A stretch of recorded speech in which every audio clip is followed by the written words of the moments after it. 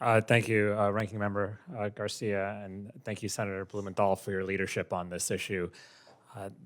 I hate that we even have to be here in the first place. I hate that this isn't an official hearing, that we have to have this sort of shadow hearing to be able to talk about these issues openly in this body. But here we are.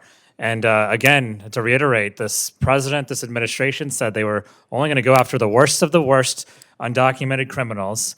And yet here we are today. And here we are in our society and seeing the videos and seeing what's happening. And that was a lie to a lot of people. And I have a constituent who voted for the president, who thought that this was the case.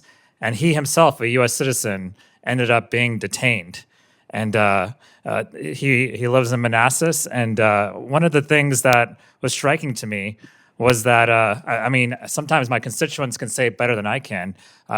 He was pulled over. He said they didn't ask me for ID. I was telling the officer that I was a citizen and that I can give him my ID, but he just said, keep my hands up, don't move. And after that, he told me to get out of the car and put handcuffs on me. And then when I told him I was an American citizen, he looked at his partner and said, smiling, can you believe this guy? Do you believe him? Come on. And basically, he felt like he was being followed and targeted just for being Latino. That was essentially how it made him feel. And it wasn't until he was able to track down his driver's license and give it to them that he was released. And what he said after that was, because I voted for Trump last election, but because I thought they were going to go after just the criminals, not every Hispanic-looking people, which is what seems to be happening these days.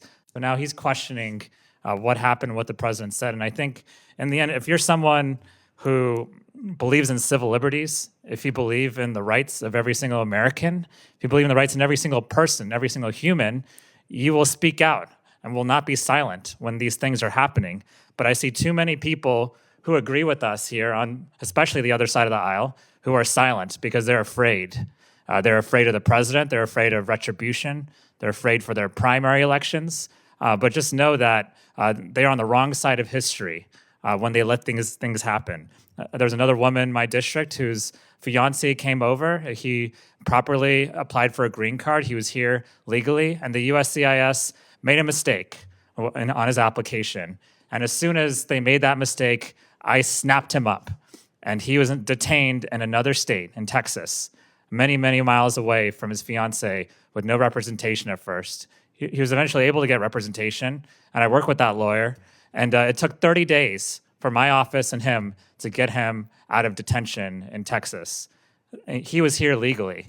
And so I can tell you many more stories about that happening, but I'll just say that this is chaos, and this is not what people want in our country on both sides of the aisle, and this is not our values as a country. So if we continue to let this happen, we're going to be on the wrong side of history as a country, and we're going to look back in shame. And we're already seeing what's going on, and people are already ashamed of what's going on. And so now we need both sides of the aisle to speak up.